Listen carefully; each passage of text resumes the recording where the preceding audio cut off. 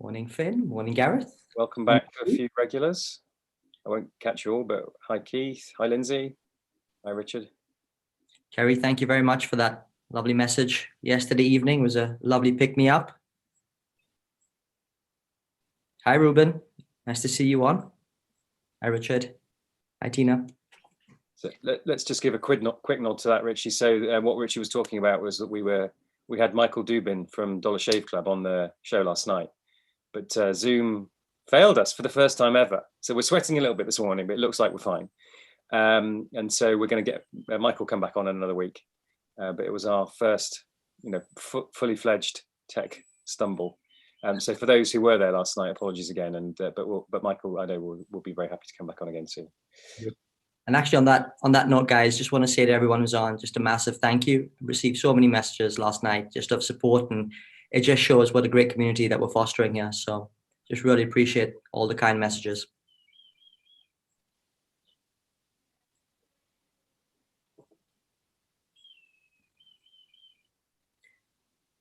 Mark, 2 minutes past. Yep. Shall we? Let's get ourselves started. Why don't we? Okay, so good morning, everybody, and thank you for everybody who's joined, and for the many people I know who watch on playback. So another Friday morning, another great guest on the Places We'll Go show. I'm really thrilled to have Mark Reed on the show this morning. Welcome, Mark. Great to have you on the show. Good morning. Good morning, Mark. Good morning, Richie. How are you both? Well, doing well, other than, as Mark alluded to, the slight sweating moment yesterday evening, which is now resolved. So yeah, feeling good. Very good. And looking forward to Nudge Stock later as well. So, yeah, me too. Should be a good day. I'm feeling good. I always feel good for the show. It's a lovely thing to be able to do, to talk to some amazing people to find out their insights and what makes them tick. So let me introduce Mark, so you have a bit of context. I'm pretty sure everyone will be fully aware of Mark's history and credentials, but nonetheless, so Mark is CEO of WPP, which is an enormous company. So it's a network of agencies covering all aspects of marketing services. Revenue over 12 billion and over 100,000 employees. So Mark is CEO to 100,000 people. Now, Mark is synonymous with WPP, but actually had a few detours along the way. So he actually worked in strategic consultancy for 4 years with Booz & Co. And also founded and sold an online loyalty business, Web Rewards, which I would have guessed a few people didn't know. So definitely not a one-trick pony, but actually has held a number of massive roles at WPP. So he was CEO of WPP Digital for nearly a decade, then CEO of Wonderman, which is within the WPP group, for 4 years. Briefly COO, and then moved into the top job about 3 years ago, just after Sir Martin Sorrell had been at the helm for I think about 33 years. It is a massive job. It's all markets, it's all sectors. You couldn't have a more global perspective. Now, despite this, Mark is softly spoken, calm person. There's definitely no chest beating here, but he does have a steely determination to drive the business, but also to do that in the right way. What I mean by that is Mark is proactive and passionate on well-being and D&I agendas, and I'm sure we'll hear about that. And I suspect somewhat reluctant to be in the spotlight as much as he is. Ultimately, it's a role with high levels of stress. I'm sure you can never please everyone all the time, far from it. But Mark does that with effortless charm. So it's great to have you on the show, Mark, to understand what makes you tick and get your perspective on these very curious times. Brilliant. Thanks very much, Mark. And I'll try to do more chest beating today if I can. I'll channel my inner gorilla for you. Wonderful. Well, on that note, I'll hand over to Richie to get us started. That sounds awesome. Well, I'm looking forward to hearing some of that, Mark. Well, look, it's absolutely brilliant to have you on the show this morning. I know our audience have been anticipating the session for quite a while now, so it's just brilliant to have you on.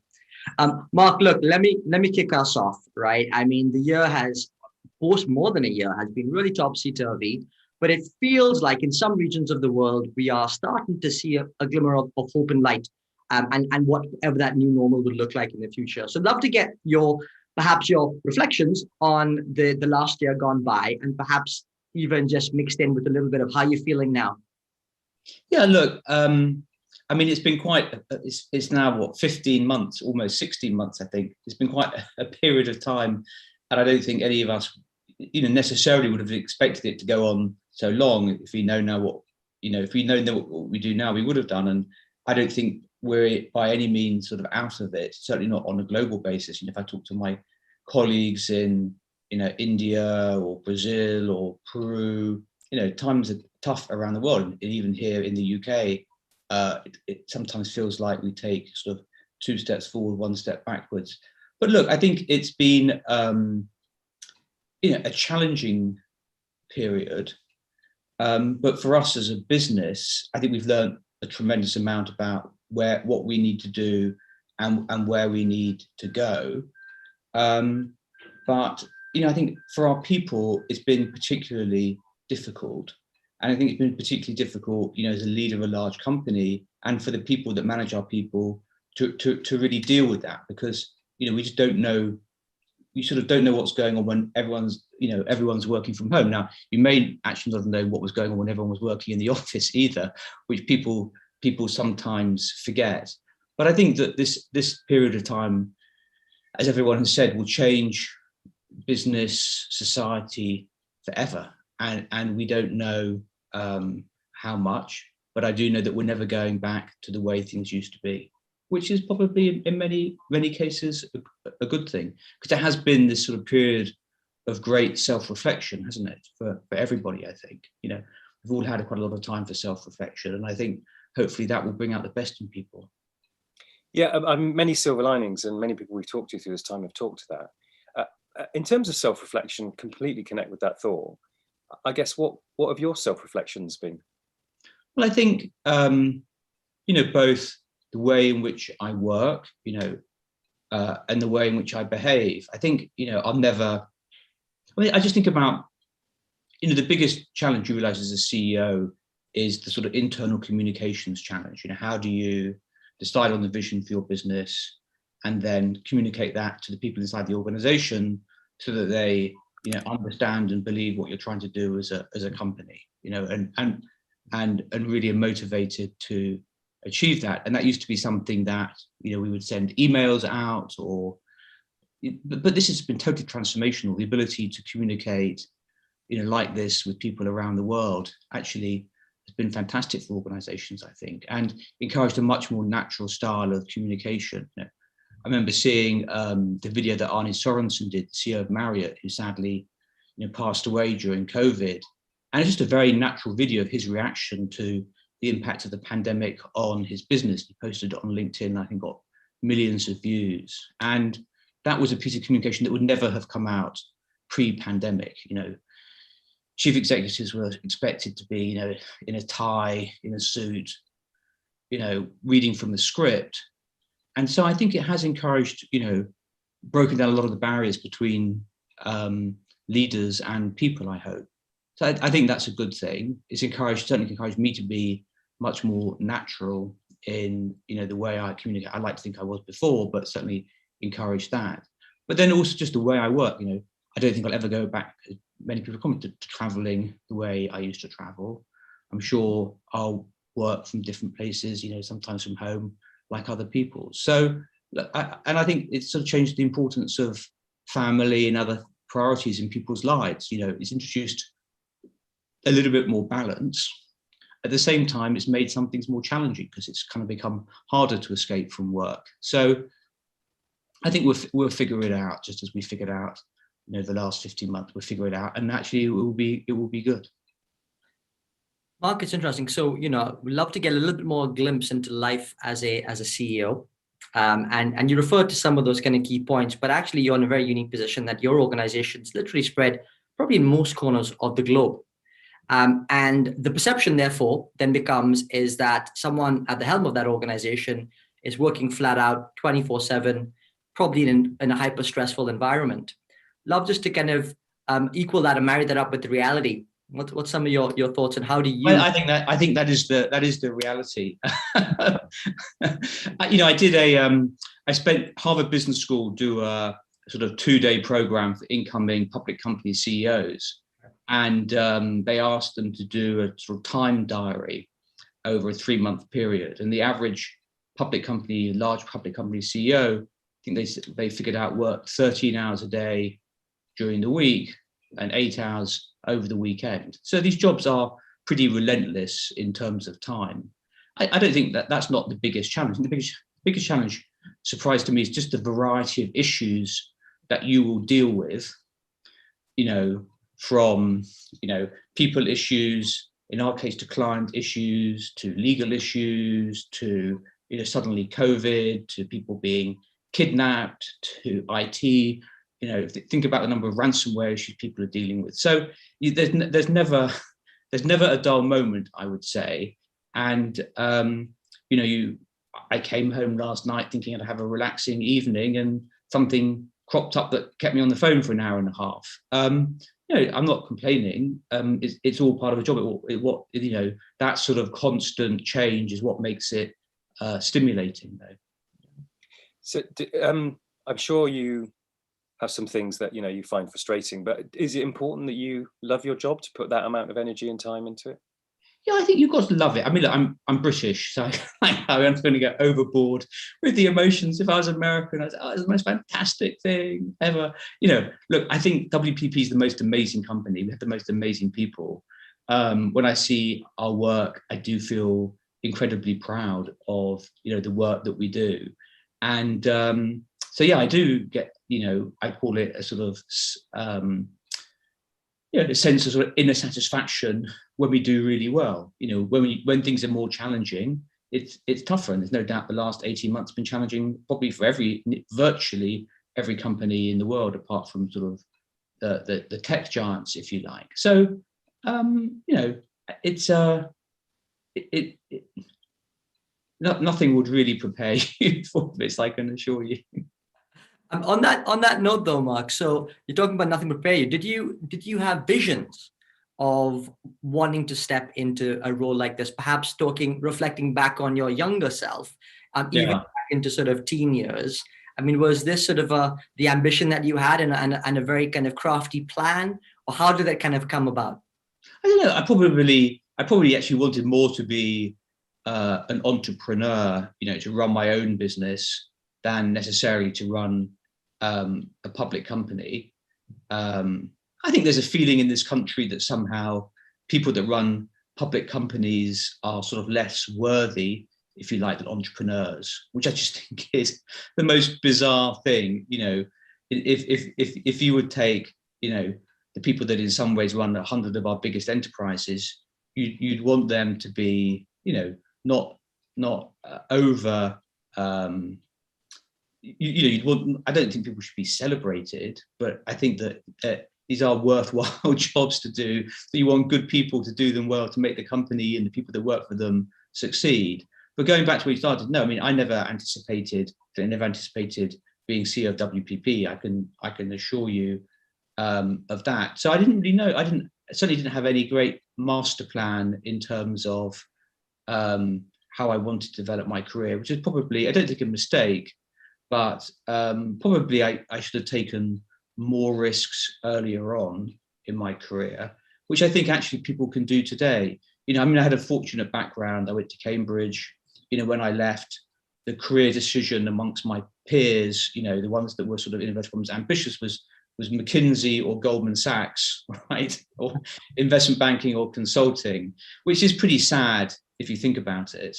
And I think the opportunities facing people today are much broader. And actually, I think it's fantastic, the sort of startup culture we have in this country, and that actually people will go and do that. Or indeed the fact that, there are these programs that encourage people to be teachers and other things. So I think we're in a sort of much healthier place. And, maybe if I graduated, 20 years later, I'd have done something different. It probably would have been a bit more fun, really.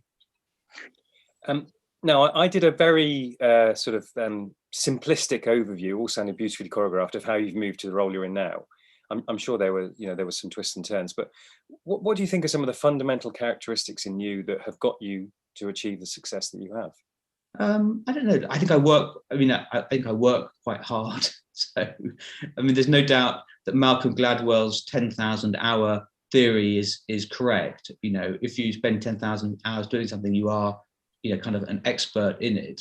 And I've been fortunate. I had, when I first worked at WPP, apart from Martin, obviously, Jeremy Bourmore was down the corridor, and I would spend many hours in his office, many hours in his office, being indulged by him on sort of our industry and what it took to succeed and how to run an agency. And I think I learned, a tremendous amount from him.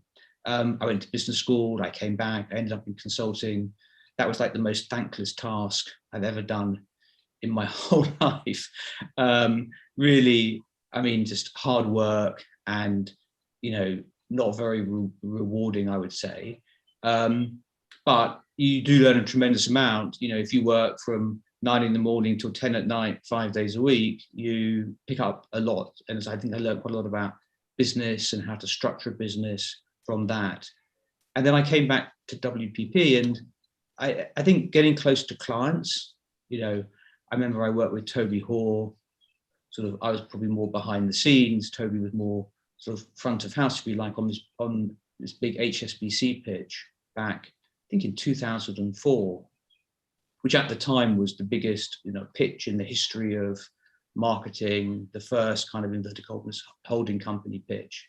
And I think answered a lot of people's questions as to why WPP existed, because big companies like HSBC could give us their marketing problem and we would help them all around the world. And I think that was, another important step in my career. And then, to be blunt, I wouldn't be doing this job if I hadn't gone to run Wonderman. And I do try and encourage people that come and work at the centre of WPP to get out and work in the businesses and work with clients, because that's really what you need to do to succeed. Mark, you clearly referred to Malcolm Gladwell, fantastic book, and the 10,000 hours, something I truly believe in.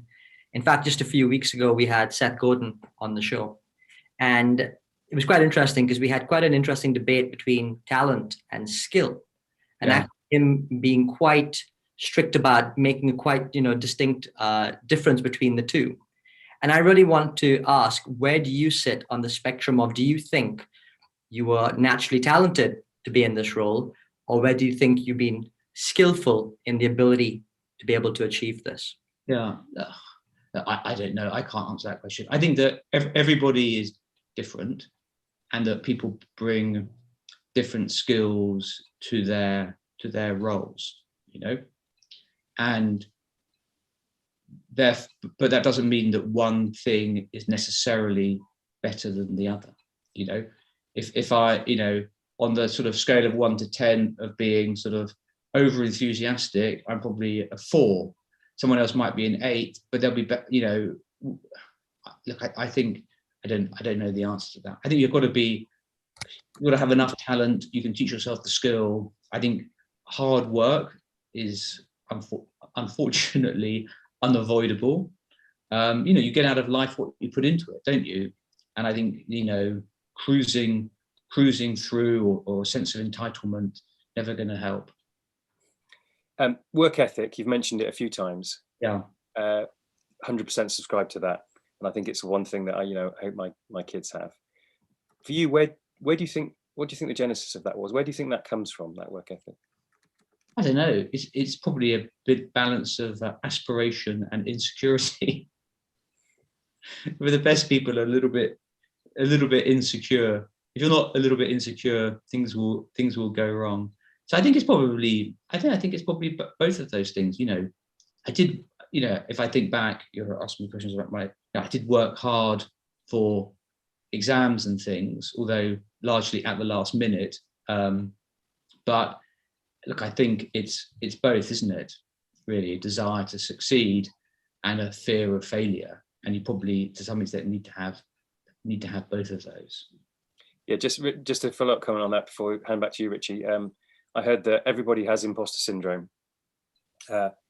Perhaps apart from sociopaths and narcissists, they're off the hook, but everyone else does have imposter syndrome, and I think it's right. It's part of what drives you. Absolutely, great answer. Back to you, Richie. Oh, thanks. No, look, I want to move on and ask, and maybe cast your mind to around 3 years ago when you took over. Now, you clearly took over from, I think it was the longest standing CEO of a public listed company ever, right? I think that was Sir Martin Sorrell's one of the big major points. How did that feel? how were you? What were some of the things maybe going through your mind at that moment in time, as you were changing or getting handing over the baton? I don't know. I mean, I'd say there wasn't really time to think very much. I haven't written, sadly, although I think my father told me to do, I didn't write a diary or take great notes. So I think things were happening too fast to give it any great thought. Look, it was a challenging time, as you can imagine, for a number of reasons, not least, 2 weeks later, Ford, which is our largest client, put our business up for review. Now, we were successful in maintaining, much of the relationship, and actually today the relationship's fantastic. But, you have a people crisis, you're in the news, you're obviously filling big shoes. There are people that think that, a CEO coming into, there are two sort of schools of camp. Only an insider could run WPP because they know how it works, or there's another school of camp that only an outsider could run it and bring, a sort of sense of, a new sense of energy and, a break from the past. I don't know. We will never know which one would have been better or worse. So just tried to do the right thing by our people. And I was, lucky in the sense that I knew, having worked at the center of the company for so long, I wouldn't say I didn't know that many of the clients, but I did know most of the people and the leaders of our businesses. So, together with Andrew Scott, who was a great help, I think we managed to get our arms around the key people and the key clients and provide, a point of stability and, work our way through it, really. You mentioned the Ford pitch early doors a couple of years ago as maybe a low or a tricky point, and then you had the high of HSBC. So I suppose my question is, do you love pitches, hate pitches, love and hate pitches all at the same time? I mean, because the company be pitching all the time. So tell us about pitching. Well, I love pitches and going to pitches because I see where what we do as a company meets the client. And so I can see, I was in one, I've been in two this week. I can see how what we do meets what clients want, and it gives me a great sense of our people and what questions clients ask and how we're doing. So I really do like going it. I hate that phone call at the end when the client, you're trying to figure out what the client's going to tell you. Well, I've got good news or bad news, and you always kind of know. I hate losing pitches, I have to say. It's sort of really soul destroying. Actually, the worst bit is the period when you don't know. Once you know the answer, you just get on with life. It's the sort of uncertainty between the pitch and finding out. And our people put tremendous amount of effort to pitches. I know clients. I'm sure there's some clients. I know clients know that, but these things really matter to our people. Not least because for many people it's the difference between having a job and losing a job. But they really do matter. So I think pitches are one of the most important things in our business. And I know some people say they shouldn't pitch or don't want to pitch. I think that's nonsense. I think we have to do it, and it's good. It keeps us competitive, and it keeps the agency competitive. I think what you have to do running a business, though, is you can't focus on every micro decision because there's just too many ups and downs in your life. You have to look at how the business is doing and how the business is not doing. And if I think about WPP, despite the challenges of COVID, we just had our best quarter since 2016. It's the first time since 2013 we've led our industry, of our sort of six major peers. It's one quarter, but still, it's the first time in 8 years. And you have to look at those types of statistics, and there'll be ups and downs along the way. Good people will leave, good people will join, you'll win pitches, you'll lose pitches. You have to sort of somehow not let that emotion sort of overwhelm you. Mark, through that answer, I think something really super insightful that I've kind of taken from that is the fact that actually it's pitching is the high. The answer is potentially a low or an extreme high, depending on how that goes. But actually, it's the bit in the middle that potentially really counts. And it's the uncertainty that people are constantly trying to avoid. Mm. I just think that's super interesting, because potentially as leaders or as people working in businesses, maybe that's the key, is how do we genuinely unlock and help people to remove that uncertainty in that situation. And to that end, I would like to just kind of maybe go to a slightly more macro question here. Now, clearly, uncertain environment gone through over the last 15 months. What do you think are some of the key things that people should be focusing on, or key trends that you are seeing in the market that just would maybe help to remove some of those uncertainties for people watching? From a business perspective, yeah. Well, I mean, the obvious ones are, the digitization of society, the growth in e-commerce, the explosion of digital media, the creator economy, trying to figure out what's going to happen to the data. What's the future of the data question? Is it more data, or is it actually doing marketing with less data? I suspect in some ways it's going to be actually more the latter than the former. I don't know if you've seen the new Apple privacy ad. It's very powerful. Now, very clever. It may be self-serving to Apple, or may serve their interests, but I think it does sum up what a lot of people feel about how data is tracked on the internet and how their data is used. So I think that's where I would focus my efforts. I am focusing my efforts. You just to build on that, so world of data and then some counter wins.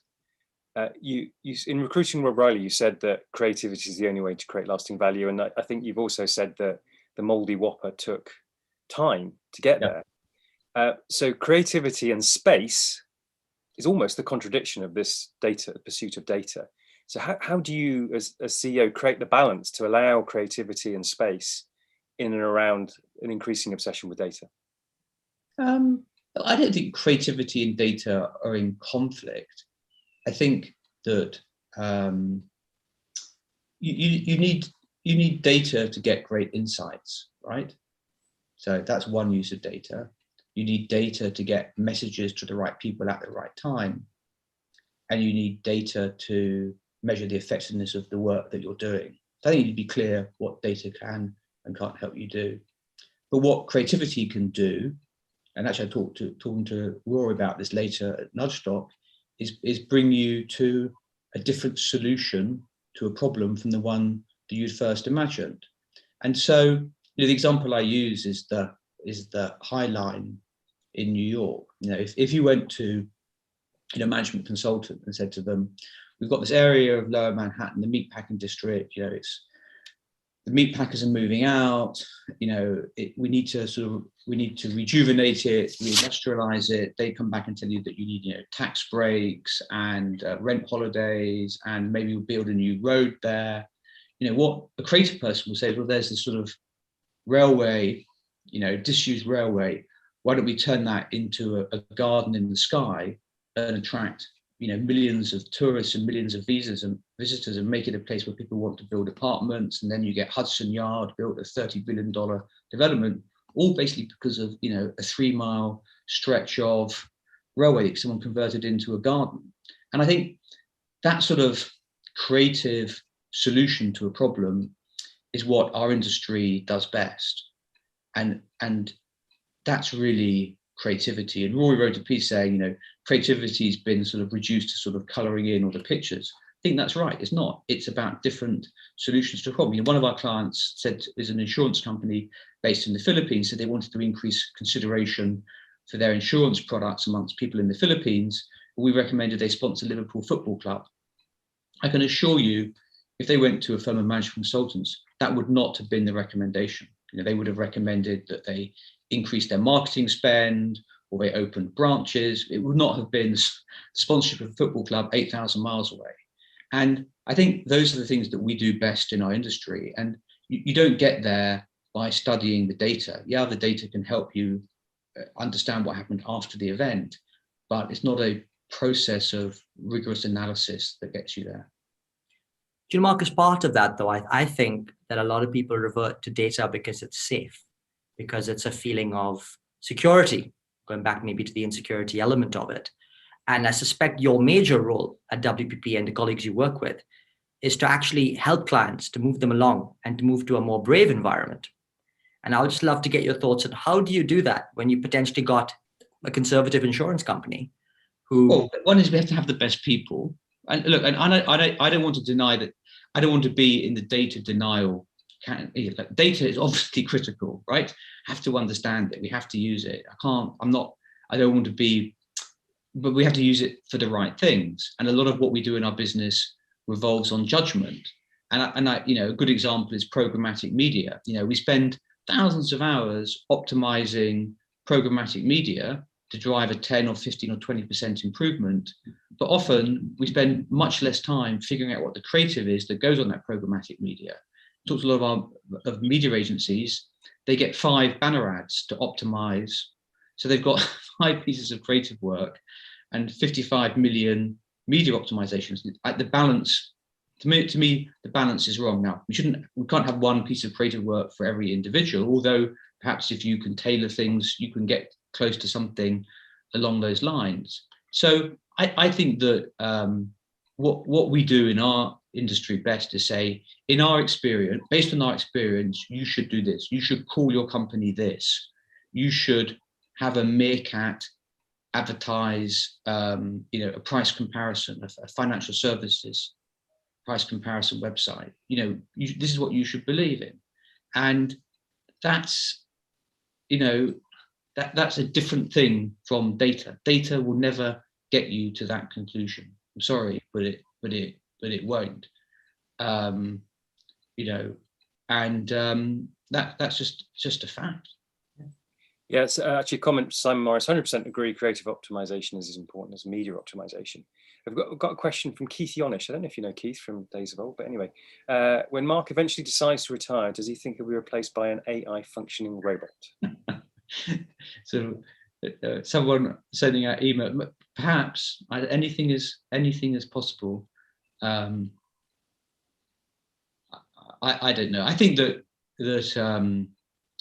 leading a company is a balance of art and science that's unlikely that AI, fortunately, will ever get to. Phew, for many of us. But Mark, I wanna turn a little bit to new ways of working. The world as we move forward, going to be a strange and wonderful way of trying to get a balance back between office, home, and I guess the term is everywhere or anywhere. Love to get your thoughts. What do you think? Where do you see it?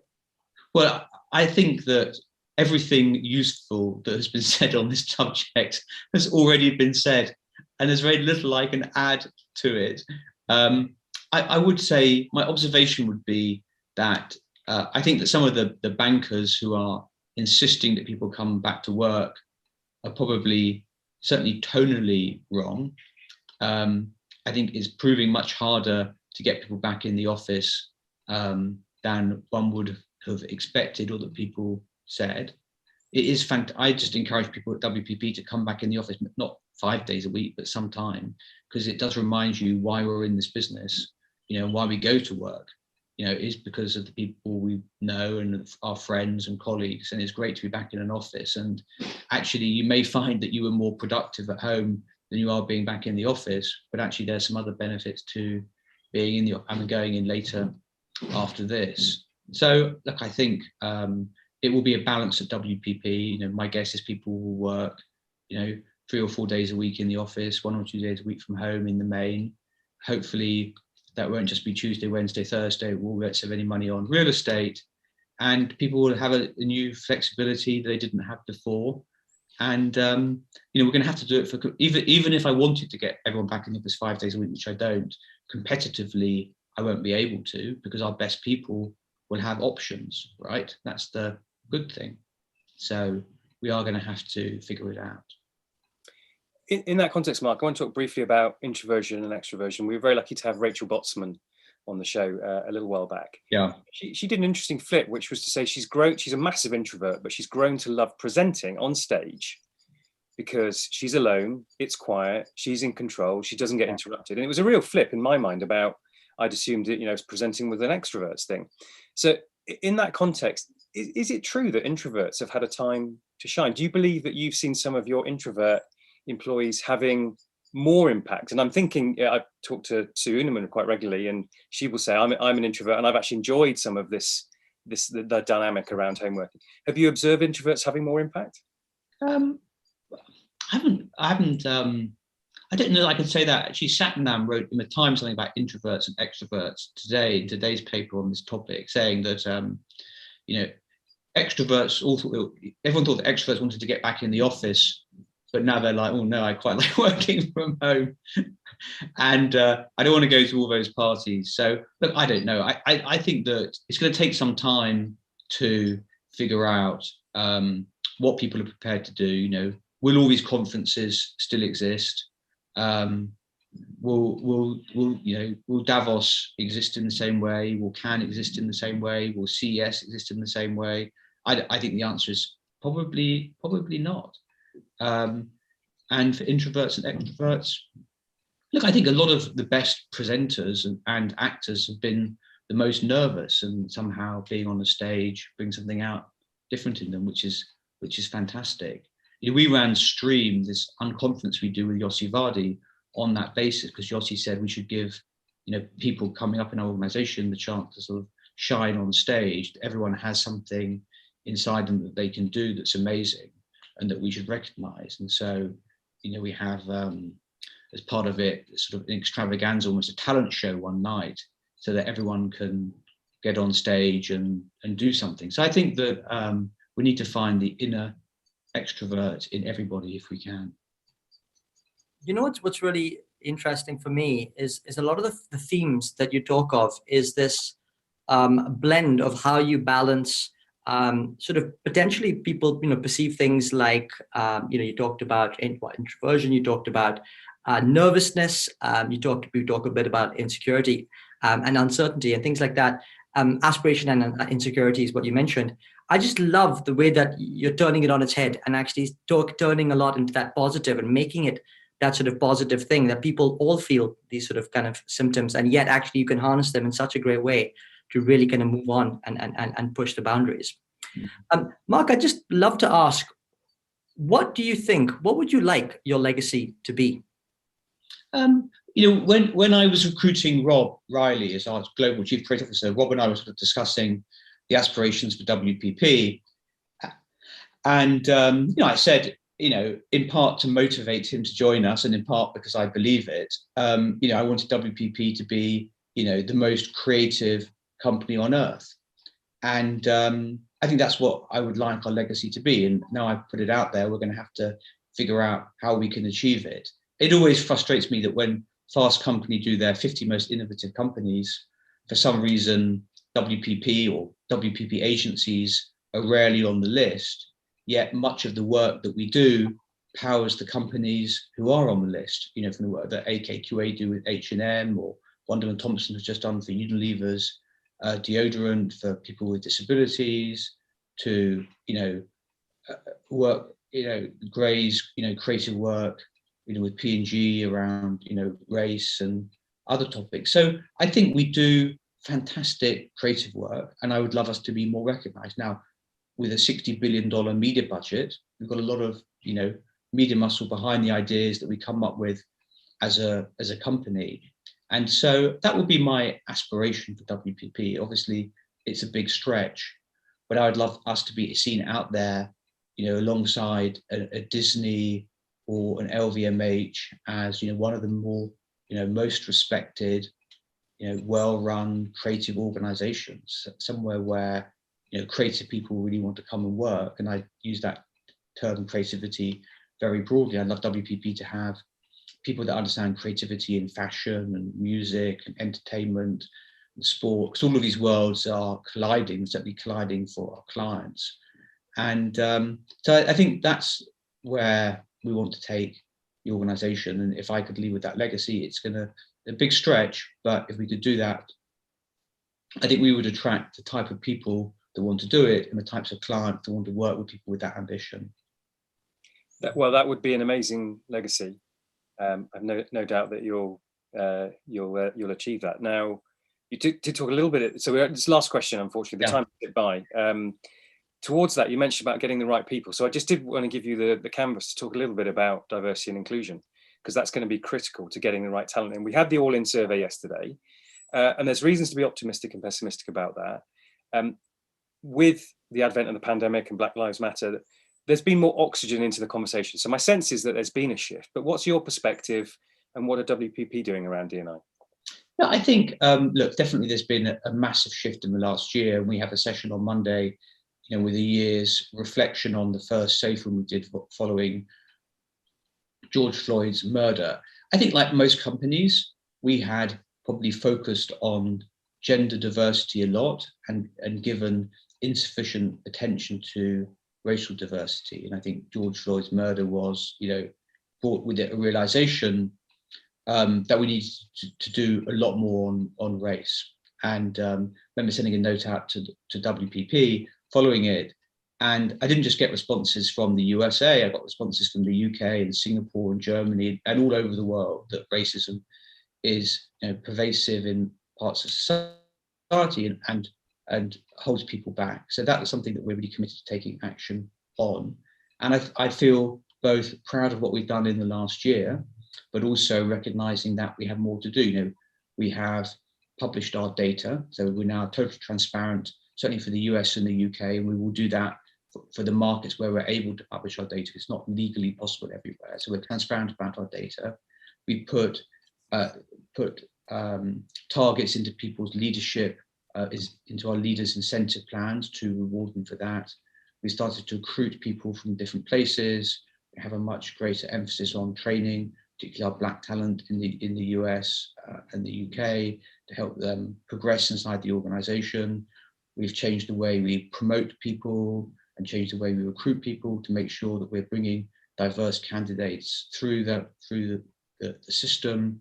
And we promoted, a number of and recruited a number of senior staff, particularly Black staff in the US and the UK. We have Tom Malube join our board. At the time we didn't have a Black member of our board of directors, and we got on it, and within 3 months or less we appointed Tom. And I think all you can do is take action, listen, not be defensive, be transparent, put things out there and take action. We laid out a 3-year plan. We're 1 year into that 3-year plan. I feel like we've made progress. There's a lot more that we can do. And I think that it's good for our people and it's good for business. And it's certainly very important to our clients. And I think a more diverse workforce that represents, our work, if our work doesn't represent society, as it's not going to work. And, so we have to represent societies at all levels of the company, and that's our ambition. Couldn't agree more with that, Mark. Mark, we're unfortunately out of time, which just absolutely flies by. So just in under a minute, I'm just going to talk a little bit about some of the key themes that I've taken away from this talk this morning, and then pass over to Mark for some of his reflections. But the first thing that I would genuinely say is that I get such a sense of warmth from you, Mark. It's just, a real kind of sense of mix between sort of, I think you did do a decent job of chest beating, but in such a lovely, genuine way. That actually, that there is such a sense of passion and accomplishment, and yet the journey is so long that you need to go on. But it just feels so nice that, just such a genuine, authentic sort of way, that manner that you have about you. Just want to first put that out there. And then some of my key things were, first of all, you talked about the 10,000 hours, and it's without, it very much feels like, that's encapsulated a lot of the things that you've thought and you've done. Hard work is absolutely at the core of this. And you said a sense of entitlement is just not going to work. And I really do love that. So you kind of put away some of that stuff and actually get down to it, the nitty gritty of hard work. And that really is at the core. Your balance of aspiration and insecurity, love that sort of those two key words there. And I think all of us should need to kind of play into both those. You don't have a diary. Maybe you should start one. We shall see. Uncertainty being one of those key themes around being quite soul destroying in many respects. We refer to things like data, less data, more data, data having its place, but then also being able to kind of reflect and then actually move the needle using creativity, which I thought was brilliant. And you actually used the term art and science. And I thought was great. Channel your nervousness was one of the other kind of key phrases that you've used. And finally, you want to be the most creative organization on earth. So there you go. It was an absolute pleasure, Mark. Genuinely was really good to speak to you. I'm going to hand over to the other Mark for some of his reflections at the close. Thanks, Richie. You did a brilliant job actually of summarising the key points. It's been brilliant to have you on, Mark, just to get your insights and experience and perspective. I'm just going to reinforce a couple of things. A number of times you talk to the balance of things, art and science, data and creativity, talent and skills. I think that's probably a key attribute of a CEO of such a big company, to see the balance of things. Work ethic shines through, you know, that strength of work ethic, which I can relate to, and I think we all need. It's no escaping it. But my biggest observation is not something you said specifically, but what comes through in droves is a sense of honesty. You are the antithesis of a bullshitter. And I'm so good, you don't realise. Well, or you're a brilliant actor, but I suspect I'm right in my assessment. I'm going to convince myself I'm right in my assessment anyway. But no, it's been really refreshing to, you know, more decency and honesty and straightforwardness than hubris. So I've really respected and liked that. So thank you again, Mark. It's been brilliant to have you on the show, and I can't thank you enough on behalf of myself and Richie and all our guests.